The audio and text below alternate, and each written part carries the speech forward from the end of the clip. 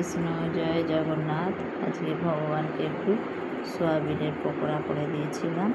তো সোয়াবিনটা একটু গরম জলে একটু ভিজিয়ে রেখে দিয়েছিলাম খানিকক্ষণের জন্যে। তারপরে জলটা নিগড়ে তুলে নিয়েছিলাম, দিয়ে তাতে একটু ভাজা মশলা আর একটু নুন, একটু কর্নফ্লাওয়ার, একটু ধনে পাতা আর একটু চিনি সামান্য, আর একটু লঙ্কা গুঁড়ো এই দিয়ে ভালো করে সোয়াবিনটাকে আমি মেখে নিয়েছিলাম। মেখে নিয়ে কড়ায় তেল বসিয়ে আর আমি পকোড়াগুলো সব ভেজে নিয়েছিলাম। এইভাবে সব পকোড়াগুলো ভেজে আমি ভগবানকে ভোগ লাগাবো।